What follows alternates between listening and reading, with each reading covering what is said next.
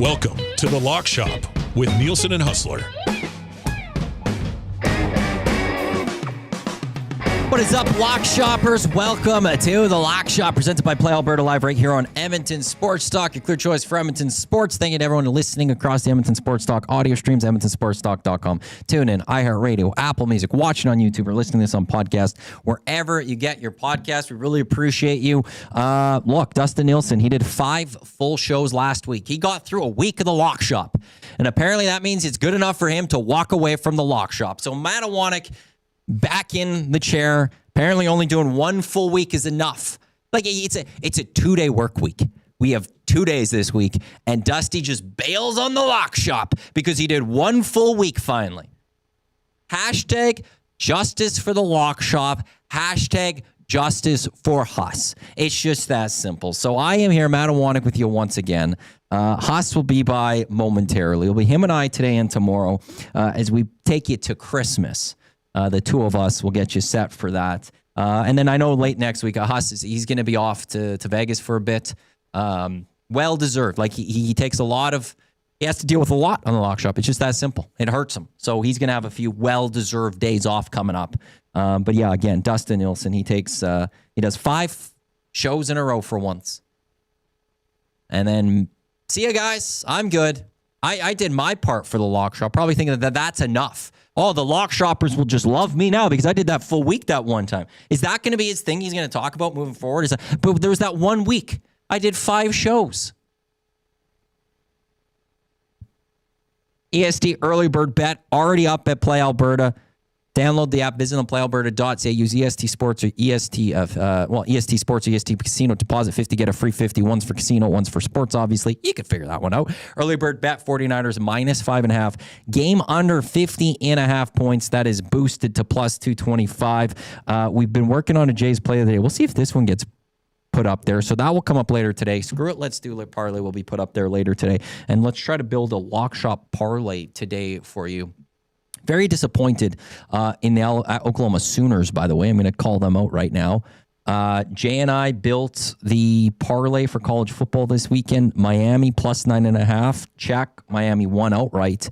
We brought Ole Miss and Oregon. We had them both minus 9.5. Easy checks. Check. We had Oklahoma plus 5.5. You had a 17-point lead, Oklahoma. 17. How do you blow that? And then late, you can't even just get it you couldn't even get the touchdown to get it within 3 so that we could cash that one. No, you have to run it right off the bat. 0-5 in the college football playoffs. The Sooners, you should never be allowed in the playoffs again. I'll just go that far. You're not good for our parlay. You're not good you can't win a game overall. Go away. Go away, Oklahoma Sooners. Very upset with them as they blew that parlay for us. And yeah, I'm weekend in the National Football League. We'll get to it with Huss here. The Detroit Lions, favorites at home to the Steelers, lose. Just allow the Steelers to come in and put up a bunch of points on them. The Ravens, once again, giving up a fourth quarter lead. 11-point fourth quarter lead. Blow it. Now, the one argument you could have is outright Lamar Jackson did get hurt, but with Lamar Jackson out, you still found a way to get the lead against the New England Patriots. You have the Broncos that go down. Love you too, Patty. Merry Christmas. Have a good one. The Broncos lose to the Jags. Yeah, baptize Big Uke. We don't have to talk about the Lions. I really needed a Lions victory because I knew the Ravens weren't going to win both games these next 2 weeks. The Steelers needed to lose one to make week 18 guaranteed to matter. And your Lions blew it for me, Big Uke. But my Ravens didn't do themselves any favors either, so I blame the Ravens more than I do the Lions. But what a year. Like, if you look at who were the early season favorites to go win the Super Bowl, I'm trying to remember exactly who the top ones were, but you would have the Eagles would have been there. I want to say the 49ers, but then it says let me in to Haas. It's not showing up there. I just sent a new link to him. Okay, cool. So, do you have his number by any chance? no. If not, then I'll text him right away if you need me to. If he doesn't come in like the next minute. Yeah, Haas. Well, I guess he's listening. He's there. Haas. Trev sent you a new link. Where was I on this? Oh, yeah. Lions Super Bowl favorites. Very good chance they're going to miss the playoffs. Ravens were at one point going into the season the Super Bowl favorites based on the betting odds. Probably not going to make the playoffs unless the Cleveland Browns could pull off a miracle for the Ravens this weekend. The Kansas City Chiefs not going to make the playoffs. Is this the year for the Buffalo Bills? Is this the year the Buffalo Bills are going to get it done? They've got, even if you just look at the outright, who are the top two teams in the AFC, being the Pats and the Broncos, even if you believe in them, no real playoff experience for those two. The Buffalo Bills is this going to be their season? Who else is it going to be? Like, it is so wide open. It is so much fun. Is this finally going to be the year that the Buffalo Bills, the table's set for them to go take it all the way? Let's bring him in. It is Hustler from Winnipeg Sports Talk. Huss, how we doing on this fine Monday? Doing great, Matty. Best of the season to you and Likewise. all the nasties and all the lock shoppers. Yeah, I mean, I'm not looking forward to WST today, having to talk about. I mean, the Jets are just in a dark, dark place right now. It's crazy, but a hell of a weekend of football. I'll tell you that. I mean, when you think about it, the three primetime games that they had, the Thursday nighter, the Saturday nighter, and the Sunday nighter, might have been the best three primetime games from 1 week of the NFL that we've maybe ever had. Like, the Bears-Packers game was incredible, and that I still think was a little tier below the Thursday nighter. And I mean, last night's game was incredible too. I mean, there was the level of play right now, or at least the level of drama and excitement in the NFL is incredible. And, I was listening to you just speak before I came in. I mean, you're exactly right. I mean, both conferences, I would suggest. You could grab 5 of the 7 teams, I think, and make a case that, this team can go and win a Super Bowl. And it's going to make for a very, very fun playoff tourney. And there's still a little bit of work to do left on a couple of spots. But other than that, we got a pretty good idea about who's in and who's not.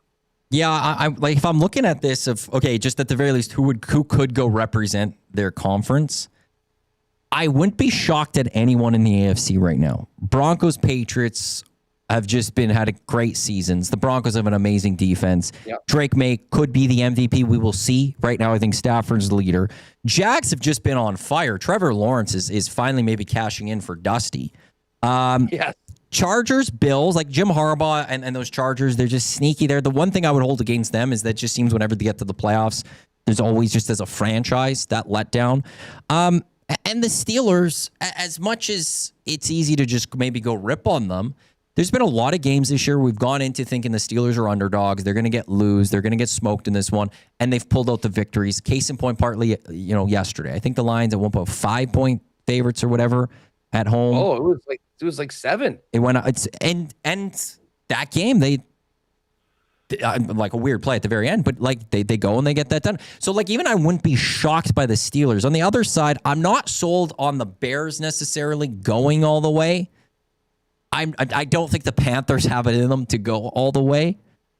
Depending on the health status of Jordan Love will dictate the Packers there. But if he's healed from the concussion in time for the playoffs, the 49ers, the Rams, the Eagles, the Seahawks, could see any of those teams going all the way. So it's just a year of parity in the National Football League, which is nice to see after, the last few years, it's the AFC. Now it's ultimately been the Chiefs, but really, I know the Bengals had their 1 year, but the Chiefs, Bills, Ravens, we knew they were the top team. And then it was the Eagles on the other side with the 49ers. It's nice that it's just like we might be going into January going, I have no idea how these playoffs are going to play off. Let the carnage begin. Now, what is if the Ravens were to win both of their last 2 games and the Steelers lose both of their last 2, Baltimore Ravens would are get in? Yeah, so because they play each other week 18, next week, if the Ravens lose or the Steelers win, it's over. But if the Ravens win and the Steelers lose to the Browns, like the Ravens need a win and the Steelers would have to lose for that last game to mean something. Because then it just comes down to that winner takes it, I believe. The Ravens are in Green Bay. Yeah. That's not an easy place. Although we'll see what's up with Jordan Love. Well, but we'll also know we don't know what's going on with Lamar Jackson. Like there was a point yesterday going into that Patriots game. I'm thinking, okay, well, if it comes down to the Packers, at the very least, okay, you're going up against the backup quarterback. Maybe can you take advantage of that? However, now you might be going with a backup quarterback. The Ravens have also they've just blown it. They've lost 3 of their last 4. Bengals, Steelers, Patriots, the 3 losses, all at home. The 3 losses were all at home. I think they have 6 losses at home this season. Just absolutely disastrous season for the Baltimore Ravens. That is crazy. Expanded. Yeah. And the Patriots, like it looks like the Patriots have done enough. Like when you look at the rest of their schedule, they get Jets, Dolphins. I believe the Bills have the exact same schedule, but reversed. No, they get the Eagles, the Bills. Never mind. They get the Eagles and the Jets. The fact that the Patriots might be or look like they'll win the AFC East. That's the interesting part to me is that the Bills, like if they are going to go on a run, they won't have a home playoff day. Like we're not seeing the Kansas City Chiefs in a home playoff game this year. We're not going to see the Buffalo Bills in a home playoff game this year. It's wild. Yeah, I'm not even going to see them in a playoff game this year. And now I am wondering, they've clinched a playoff spot, but I don't believe they've clinched the division. No. So that Denver Charger game in week 18 could be potentially for could it be the 1 seed? Well, if New England lost. Well, let's take a look here. Let's build this out with the playoff machine. So Patriots beat the Jets, Chargers win, and the Dolphins next week the Broncos have the Chiefs next week, which not looking good for the Chiefs in that one. If the Chargers beat the Broncos drop to 6th. The Chargers move to 3rd. Potentially the Jags would move to 2nd. But if the Broncos win and it all goes the way you would expect, it'd be the New England 2nd, Jacksonville 3rd. Right now, it looks like, barring any real changes, it'll be the Bills going to Pittsburgh, possibly. And then if everything holds, it'd be the Texans in New England, Chargers in Jacksonville, with the Broncos getting a bye. Josh Allen versus Aaron Rodgers. That'd be a fun game. You know what is nuts? Jacksonville and the Bills are both 11-4 and haven't clinched playoff spots. I don't know what would have to happen for them to lose. Obviously, they'd have to lose out and get to 11-6. Yeah, how's that even possible? It's a great question. Because the Bills have 11, the Colts have 8. So I guess if the Colts win today, they're at 9, and they're 2 games back. That's where it all comes down. Yeah, because if the Colts lose tonight, a bunch of teams get the X next to their name. Yeah, Jacksonville and the Bills. Does Phillip Rivers have it in him to get it done at home against the San Francisco 49ers? I'm on the Niners, but man, there's been some weird things that have happened in the league this year and even just on the weekend. So I would be here for a great Phillip Rivers game. I'll tell you that much. I mean, it would make for a fun Monday night. The Steelers, though, Matt, like the Steelers winning that game yesterday, and they've done it again. Mike Tomlin, again, winning record, going to be in the playoffs in all likelihood. And I mean, they're probably going to be fodder, one and done, I would imagine. I mean, if it's the Bills going into Pittsburgh in week 1 of the playoffs, I will be riding with Josh Allen. But I will say, if they're one and done in the playoffs, I'll be intrigued what the sentiment in Pittsburgh will be. Because I know going into this season, there's been a lot of anger of Mike Tomlin that while he gets them to the playoffs, and he's never had a losing record, basically has clinched that now. He's again has a winning record season. They just get to the playoffs and they lose. He hasn't won a playoff game since their Super Bowl in 2008. Whenever they've made the playoffs, they just lose one and done. That if they do it yet again, are there calls for change in Pittsburgh, even though they win a division, or is it? There are. Do you think it would continue? Because it is a 42-year-old Aaron Rodgers. Like, what has he had necessarily as a quarterback since Ben Roethlisberger? I agreed. He hasn't had much. And I mean, Rodgers, I'm not a big Rodgers fan, but I am happy that at least he's going out with, not in the dismal way it looked like he was going to be going out with the Jets. And man, he was pumping up. I don't know if you saw them walking off yesterday, but he's like arm around Tomlin. This is the guy. I don't know. Maybe he's trying to see if he can come back for another year. I'm not sure. Trying to be in good graces of the Don.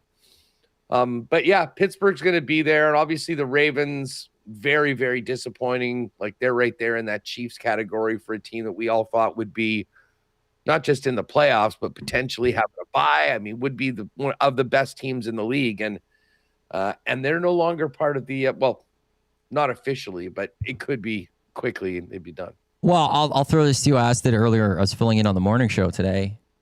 Who's got the bigger disappointment of a season right now with where it's all projecting to go? The Chiefs, the Ravens, and the Lions? I mean, I think you got to say the Chiefs, but the one thing the Chiefs have, though, is they have rings. For all three.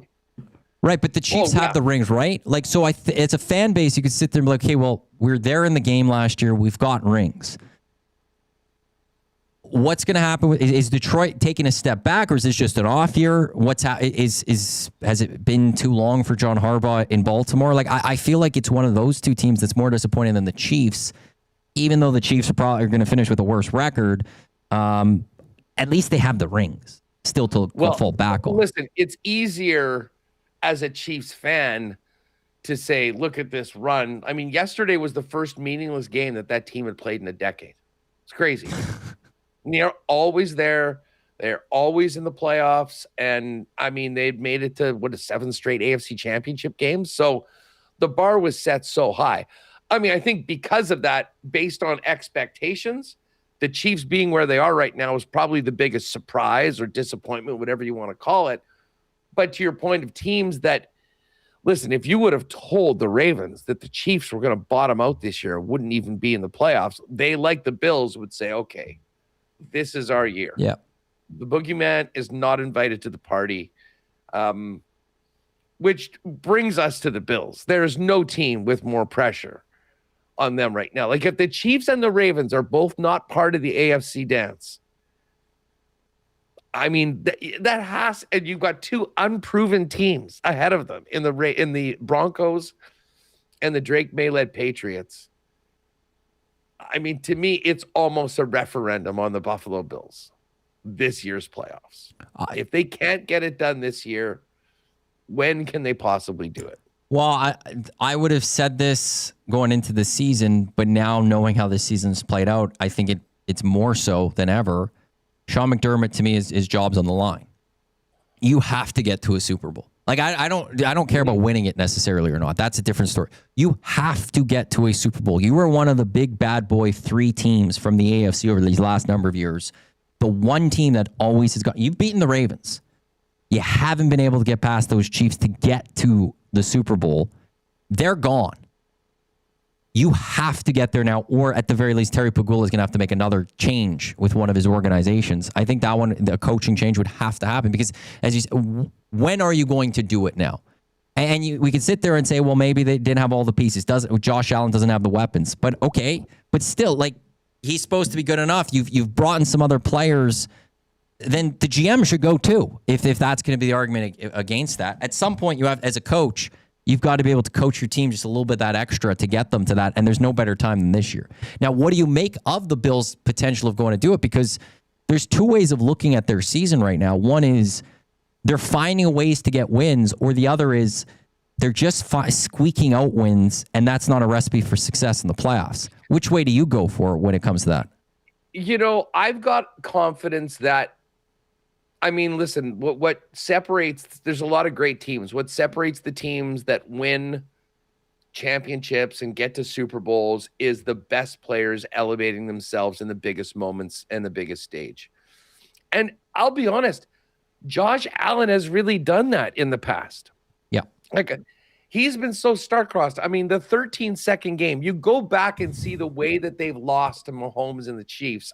Listen, Bills fans, I apologize for going down this road, but I mean, there's been some of the most heartbreaking losses in NFL history. So I do believe that Josh Allen, and I think we saw a glimpse of that last week, like when they were down 21-0 in a game they had to have against New England, he became Superman. So, like, I think that it really does come down to quarterback play and the top guys. Like, once everything, like, I don't think he's got the best supporting cast. Like, I don't think his receiving group is particularly good. James Cook is really good. The running game's going, which is nice. Their defenses look good at times, not so good at others. But I think I sort of ride with Allen being the difference maker in a head-to-head matchup against a Bo Nix, a Drake May. I mean, Justin Herbert is one of those guys that I think, has it in him to pull off a big upset. I don't really have that feeling about the Steelers. And then, a team that we probably won't be talking about winning based on their quarterback, but the Houston Texans have a championship level defense right now. And CJ Stroud takes care of the football, and, they can run it a little bit. And I mean, there's no reason why that team couldn't really be knocking on the door of doing something special. But I think I lean the Bills based on Josh Allen. And it kind of feels like, the script had a few really, really tough chapters early on, but this is the opening. There'll never be an opportunity like this for Buffalo, I guess, now, based on everything else that's happened. I'll write the very Buffalo Bills script to this. They get to an AFC Championship game against the New England Patriots, and Stephon Diggs goes off on them for 175 yards and 2 touchdowns, and everyone's talking about how Josh Allen doesn't have weapons, and they got rid of Stephon Diggs just a couple of years ago, and he helps lead their division rival to the Super Bowl ahead of them. That's the Buffalo Bills story. That is like just very Buffalo. How about this? The Bills actually win in the first round. There's a couple of upsets, and they actually end up getting a home game in the second round. And the kicker goes wide right, and they and they miss. And that's the final act in Highmark Stadium. A wide right field goal to prevent them from moving on to the AFC Championship game. Or in theory, it could be the AFC Championship game, because then if the Broncos lose, they host the AFC Championship game, and then wide left or something. A Bills-Texans AFC Championship game in Buffalo. Wide left, and there it is. There's the story for them. Okay, now on the point of quarterbacks, okay, look at the NFC. Is there that quarterback that you see there that can elevate? Like, Jalen Hurts obviously can do it. We've seen it, but he hasn't been having a great season this year. Matt Stafford's a guy that we know can go do it. Like you look at Thursday's loss, not on him in any way. He played a great game. But is Sam Darnold the guy that you believe in yet? Is Caleb Williams that guy? Bryce Young, Brock Purdy, a healthy Jordan Love? Are any of those guys someone that you think could knock off a Stafford or Jalen Hurts? If we're looking at quarterback play. Yeah, Stafford to me is one. Then there's a gap. A healthy Jordan Love would be number 2 to me. We've seen him play well in the playoffs before, coaching the Cowboys. And I think they do have a real solid team, although missing Micah Parsons is big. Hurts has had a brutal season. The Eagles, I mean, they're going to be there and they're going to be a tough out, but I'm not buying stock in the Eagles this year just based on how they played. To me, it would be Green Bay. The Bears are fascinating in that, like, they might be playing at home at Soldier Field, which is not going to be an easy place to come in. I mean, the way they won that game on Saturday night was absurd. I mean, Romeo Doubs who is it that said you can tell he probably didn't play a lot of baseball growing up? Like that was for a guy on the hands team, that wasn't very handsy. Nope. And he's a great receiver too. And obviously the NFC South team is probably going to get walked at home in the first round by Green Bay or Chicago, or actually no, more likely Seattle. The Rams, Niners. Yeah, well, Panthers would play right now. I think the Rams at home. Rams head out to Raleigh, where Carolina already beat Los Angeles this year. Part of the reason why they are where they are. Revenge game though for the Rams. They're not. They. I don't think they'd get it twice. But the Panthers is just a team that even if they surprise in one round, they're not finding 3 victories to get them to the Super Bowl. So, it would be something if Detroit finds a way in, though. What do they have left? Dude, that's a Super They've got Bowl Vikings, odds. Bears, and the Packers the rest of the way. They've got the Ravens, and they get the Vikings. It's going to be tight for those Lions, but if they get in, they would elevate themselves into one of those teams right near the top of who you'd want to take from the NFC.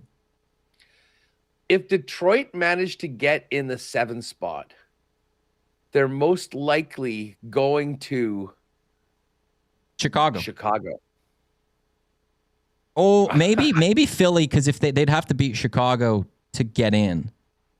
Eagles might be able to pass, but either Philly or Chicago. I'll be honest. I think they'd be very live dogs in either of those games. Do you have Super Bowl odds there?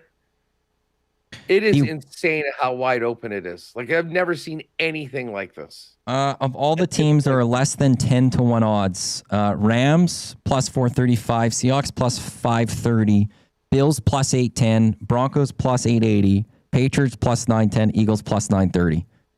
Then there's a bit of a jump to almost 14-1 for the Jags. It is 14-1 for the Texans, almost 16-1 for the Packers.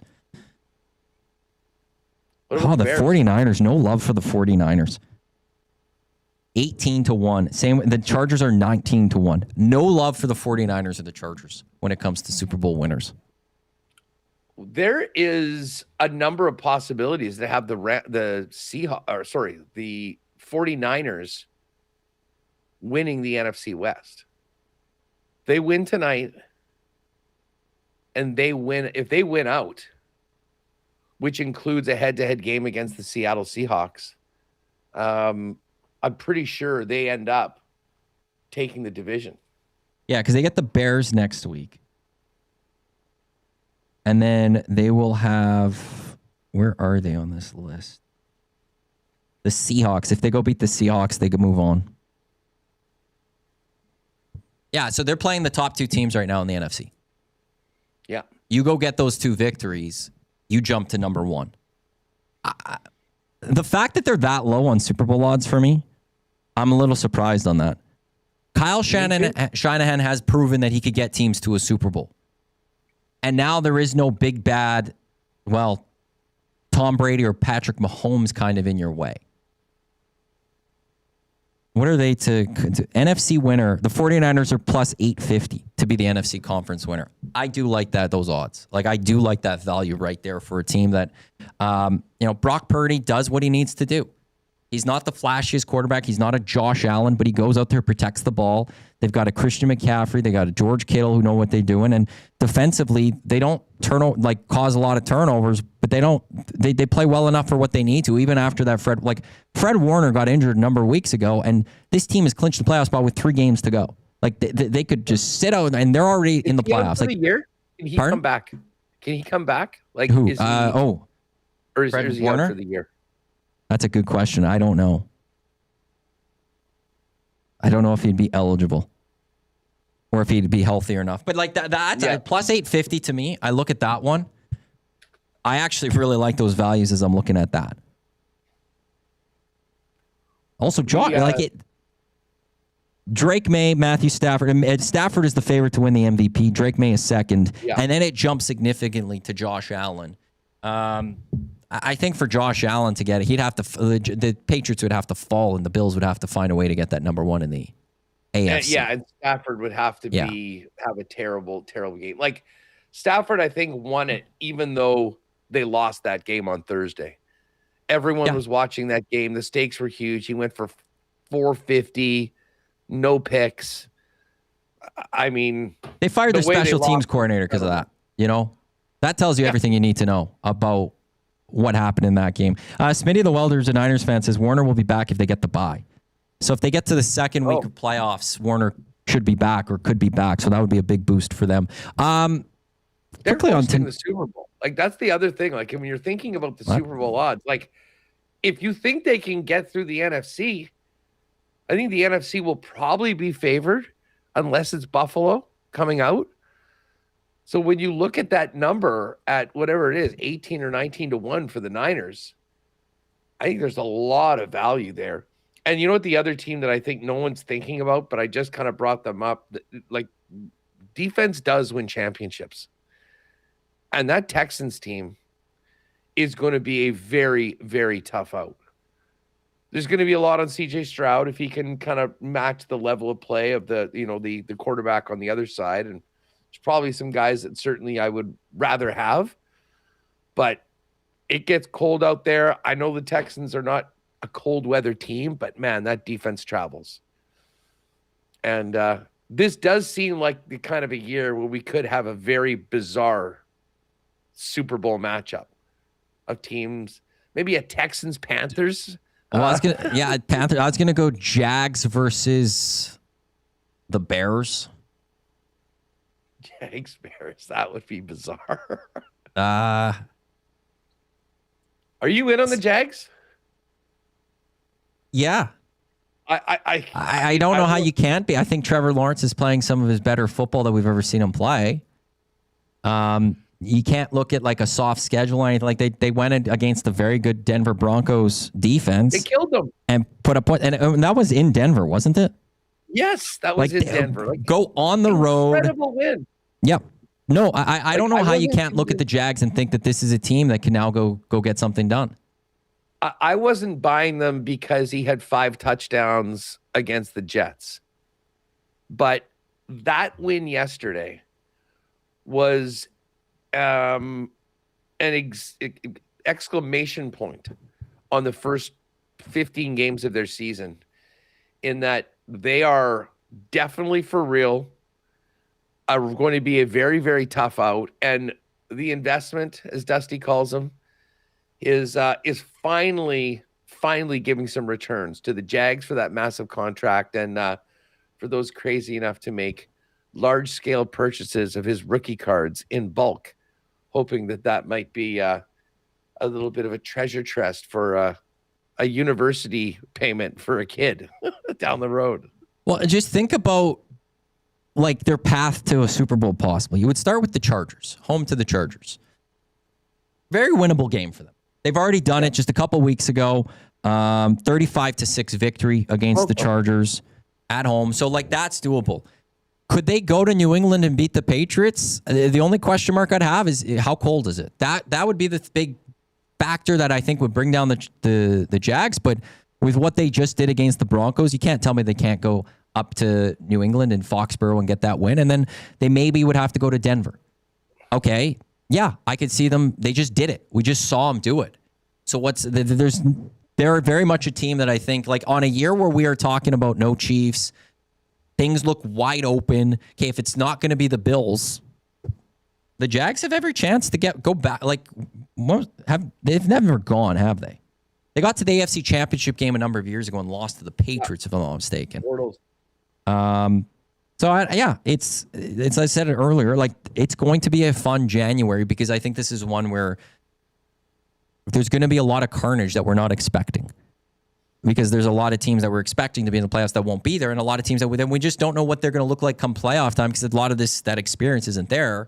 It could maybe still be Bills Eagles in the Super Bowl. You know, one where the team that just won it last year and the Bills were finally they got their shot. We're all expecting it.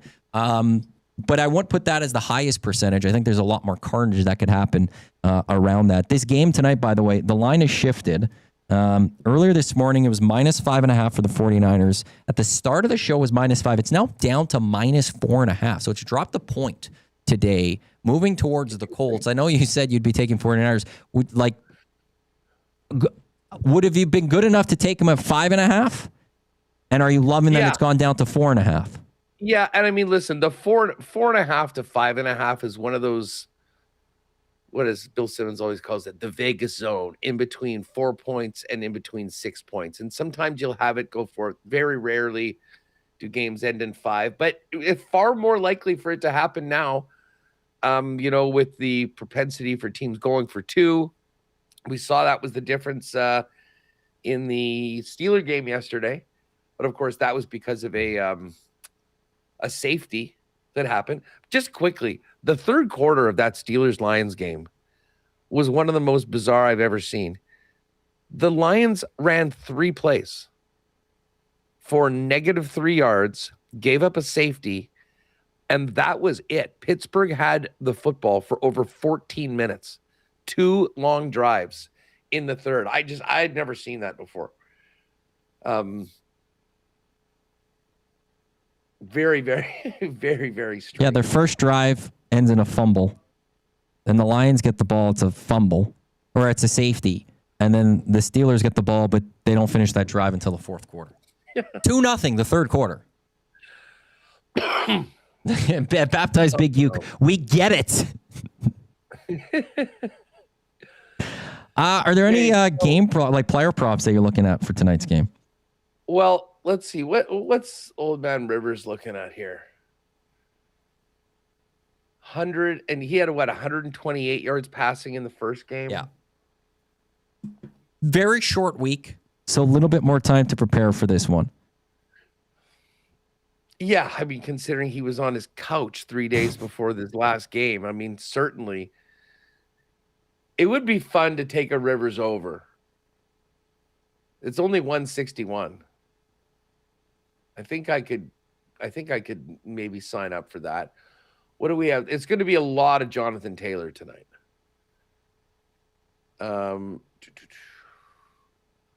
Jonathan Taylor, combined rushing and receiving in and around 121. Wow. Rushing numbers like 97.5. 22.5 carries for Jonathan Taylor tonight.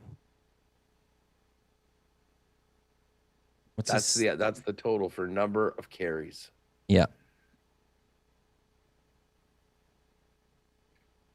Phil, this season, they're going to lean on him, but I have a feeling there's no way they win this game if they don't throw the football a little bit more. It's only 160. Taylor has only rushed the ball more than 23 or more times 3 times this season, but one of which was last week where he ran it for 25 times. In a very close fight. That's the only thing here is do the 49ers get, it was a close game. They lose by 2 to the Seahawks last week. Yeah. Does this game get a little big for the 49ers where the Colts have to throw the ball and it takes the ball out of Taylor's hands in terms of a running attack? Or can the Colts just continually keep it close enough that they could keep running with Jonathan Taylor? Well, the funny thing is, I wouldn't be surprised if they actually throw to him a bit more. His receiving yards is at 21.5. And his receptions is over 2.5. I would I'll build a little bit of a parlay after here. I'd probably look at, I like his receiving yards way more than his rushing yards. Yeah. How much? What was the number that you had? 21.5. 1, 2. He's been close to that most games this season, or he's been right on 20. Last week, he only got 14, but again, it was a close football game. I do if you're liking the 49ers to win this game by maybe a touchdown, there's going to have to be a little bit more throwing from the Colts. And I think from the backfield, it's just for a quarterback that's still learning a system as veteran as he is, but as fresh off a coach as he is, the drop down is a nice, easy option to throw to with a Jonathan Taylor. I'm just looking to see who got the targets last week in that game. Okay, so receiving for the Colts. Pittman. Pittman was targeted 5 times. Abdullah out of the backfield 5 times. Taylor 4. Josh Downs 5. Tyler Warren 6. And Warren only had 19. 19 yards. 37.5 is his number. He didn't really seem to get him.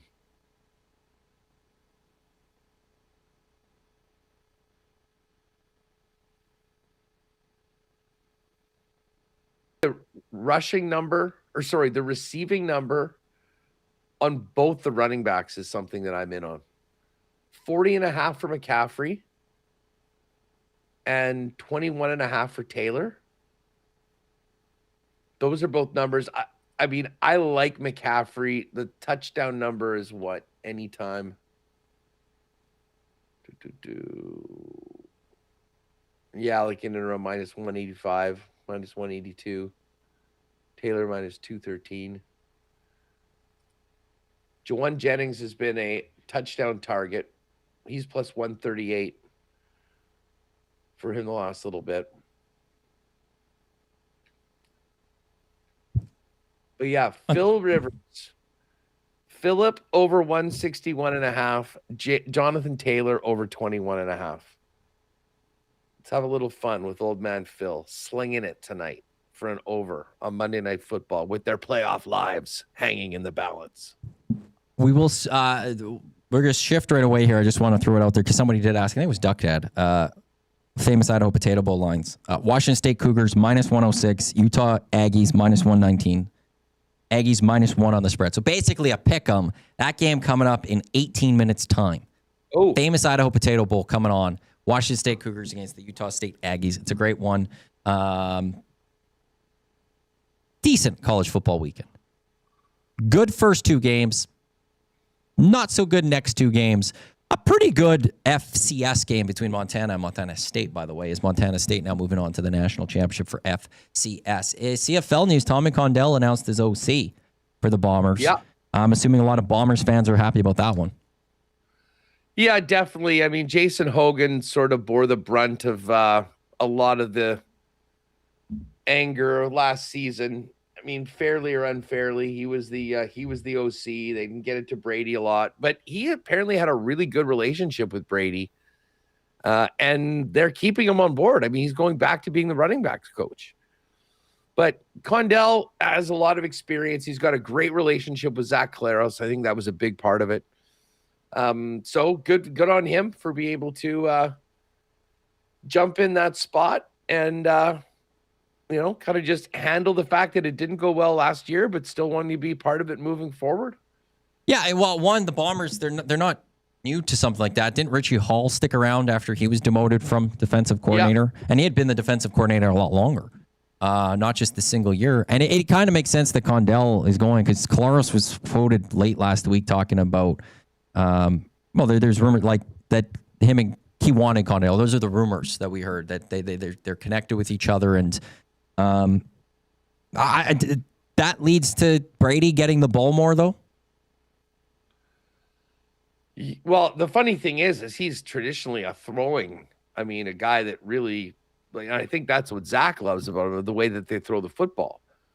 But let's face it. I mean, if the Bombers are going to be successful, they're going to need to use their best player and use him a lot. Now, whether it's just rushing, whether they're going to throw it to him more, I mean, the bottom line is he needs to get touches. And I think that he will.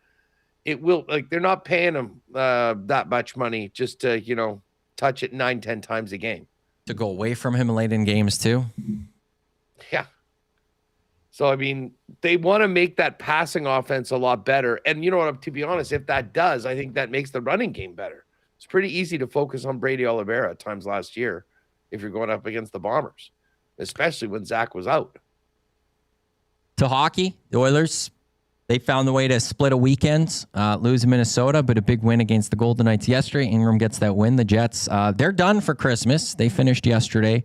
I'm assuming just Maybe Jets that's- wise. Thankfully, they're done at least for now, so there can't be any more damage leading into a Christmas break.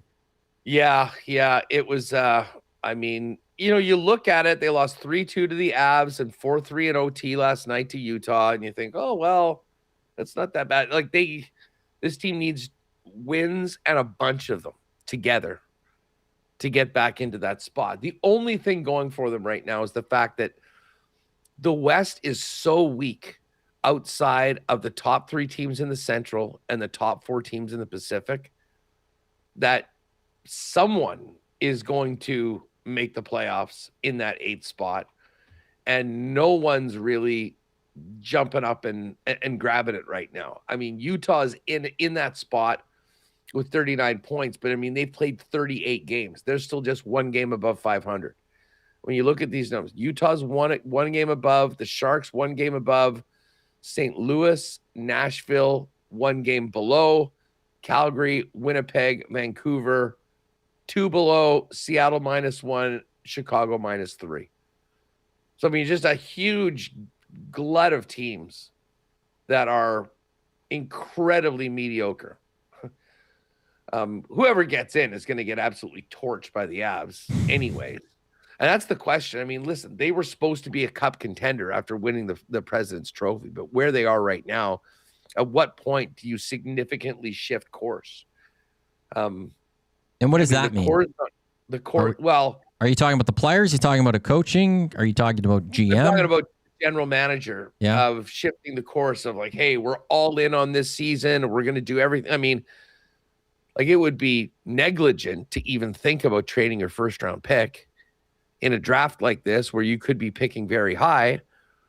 And at what point do you realize, okay, maybe there are a few guys on this roster that would have value elsewhere. You can make up some of the picks that you've traded away the last couple of years and trying to go for it, and just realize this isn't your year. What can we do for assets? Can we open up some holes in the lineup and see some of these younger players and try and see if a guy or two can establish himself as an NHLer to help us moving forward, and then focus in on the off season. But, beyond Scheifele, Connor, Velarde, Morrissey, Hellebuck, probably Dylan Sandberg too, with the contract that he just signed. Like there should be absolutely no untouchables. Cole Perfetti's a guy I think they thought had a really bright future. I mean, he was benched for the entire 3rd period on Friday. Spent extended period of time on the bench last night as well. So it's kind of stunning for a team that has so much talent and played the way they did last year. But it is a new reality here right now. And I don't know whether they get back into it or not. But it's funny, even though no one had this as a possibility at the start of the season, I think there's a lot more fans that are sort of wrapping their heads around the fact that, you know what, maybe some short-term pain this year could be big in the long term if you hit big with a very early first-round pick. Sometimes you just need that reset year to get going the next year. A few people in the chat are wondering if the Jets have any interest in a player like Trent Frederick, if he'd have any value for you guys out there. If you're looking to gain a forward. He'd probably play second line. Is he top 6 Trent if he was in Winnipeg right now? That's how little they're getting from everybody else. Well, the Jets at the very least, and one thing that they have that the Oilers, unlike the Oilers, not a lot of players with trade protection. So if there was a need to ship someone out, there's not that many hoops you have to jump through. Unlike if the Oilers, like when you look and they need to shed salary at any point, different circumstances, but it was always much harder for the Oilers to shed salary. Not a lot of trade protection for various Jets. So it will be, they're fascinating. Them and the Leafs will be fascinating how they go about things over the next little while, because the Leafs, is Craig Berube done very soon here? How soon until we hear Pete DeBoer is taking over in the Toronto Maple Leafs, because it's just not going right over there. Imagine that. Talent is hard to come by. And even though he wasn't as much of a playoff performer, Mitch Marner, losing a 100-point guy, not easy to just go replace, especially if you just give him up for nothing, where you allow him to walk in free agency. And I know they tried trading him last year, but didn't treat him well enough. And you look at who they brought in his place. It was like 3 guys. It's very similar to Winnipeg. The Jets lost Nikolai Ehlers, who if you didn't appreciate how important he was before, you certainly do now to Winnipeg. And you turn that into Jonathan Toews, Gustav Nyquist, Tanner Pearson, who are all showing that they're borderline NHLers right now, dare I say. It's the Moneyball, Giambi leaves and Brad Pitt and goes, we will replace him with 3 guys. Who's Scott Hatteberg for the Jets? Who is that guy? Just 4 games tonight. Lightning, Blues, Canucks in Philly, Kraken in Anaheim, and Kings home to the Blue Jackets. Anything stand out to you from a betting perspective for tonight? Well, you know what's been funny is just how well the Vancouver Canucks have been playing since the Quinn Hughes trade. They won 4 in a row since that deal was made. And they pulled themselves out of last in the league, and now they're right there. They have the exact same record as the Jets going into tonight, and the Flames are above both teams.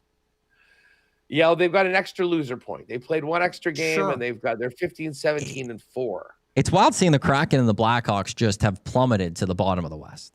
Oh man, the Kraken have been they haven't been winning any games, and neither have the Blackhawks. Blackhawks have at least an excuse of their big losing streak. At the very least, they did lose Connor Bedard for part of this so far. Whereas the Kraken, 1, 2, 3, 4, 5, 6, 7, 8, 9. They're 2-10 in their last 12 games. Oh, not good. Not good. Hawks have lost 5 in a row. But anyways, the Canucks are on a bit of a heater. And I mean, they're going into play Philly, and Philly is just like a total overtime team. Their last 10, 3, 3, and 4. They've got 10 points in their last 10 games, but only 3 wins. That Vancouver number, I mean, I think Philly's probably the play here. We're just getting a much better number. I think people are, because Vancouver's on a bit of a run right now. Blues and the Lightning. St. Louis had a big win, 6-2. They beat up on who was that they beat on Saturday? Let me just see here. Which team? The Canucks? No, St. Louis. Oh, St. Louis. Oh, the Panthers. That's right. They went into Florida and pounded them. I am still partial to the Lightning. And the Lightning coming off a win over the Hurricanes. I actually don't mind the Lightning. Maybe I'm the puck line in that one. Because what is it? -250? What do you think about Lightning puck line, Philly? Gotta go Ducks in there. Yeah, Ducks. If we went Ducks, Flyers, money line, Lightning puck line, we're looking at around plus 450 or so. Yeah. I could throw that up as a lock shot parlay. Yeah, Lightning puck line with Philly and Anaheim. Beautiful. That's what's yeah, and then the Kings Blue Jackets, interesting game tonight. Kings just getting rid of Philip Deneau, while the Blue Jackets bring in Mason Marchment. So yeah, what did Montreal give up for Deneau? I think it was a second rounder. So Kelvin Van Dassler and Pete DeBoer is going to be coaching everyone this year. Kings, Jets, Leafs. He's the guy that's going to be rumored for everything. Huss, what's coming up on WST? As you said, lots of Jets discussion. Well, I never thought that I would be saying this, but we're almost in scouting mode right now, and the World Juniors is coming up. So we'll have Shane Malloy. We'll break down some of the young players to be watching. A couple exciting young draft eligible players on Canada's team, which we'll get into. Just thoughts on the upcoming tourney. And then a long heart-to-heart with my pal Ken Weeb from the Winnipeg Free Press on what the heck's going on with our hockey team here in the Peg. Haas, enjoy that. Enjoy Winnipeg Sports Talk with Remus, and you and I will be doing this again tomorrow. You too. Hey, any lock shoppers want to jump in? We got a WST poker tonight, 7:00 Edmonton time. So if any of you guys want to play, always welcome. Check the socials for details on that. And we're back together tomorrow. Yes, you and I. Dusty did a full week last week, so now he can't be bothered to do a 2-way work week. So, hey, you know what? Listen, we know the workhorse, Matt Iwanek, and Haas. and I will be here for the lock shop. Yeah. Let's do it again tomorrow to kick things off. And then on Wednesday, you guys are... We're off Wednesday, show. So yeah, we're done. Okay. So tomorrow will be our last day. So tomorrow will be the lock shop Christmas party. That's our Christmas party. So looking forward to it. Haas, enjoy WST. We'll chat tomorrow. Thanks, Matty. There's Haas, him, Remus coming up. Winnipeg Sports Talk. We'll build Lightning -1.5. Flyers, Ducks money line. We'll get that boosted, put up at EST specials. Also, we'll do 49ers straight up money line. And I have to look at the numbers. I think it's 4.5, 2.5 for receptions. I'm on receptions. McCaffrey and Taylor in tonight's game. We'll get that boosted up to EST specials. Big Uke at the start of the lock shop sent me the grandest parlay. I got his text that in. I haven't had a chance yet, so that will be up right away.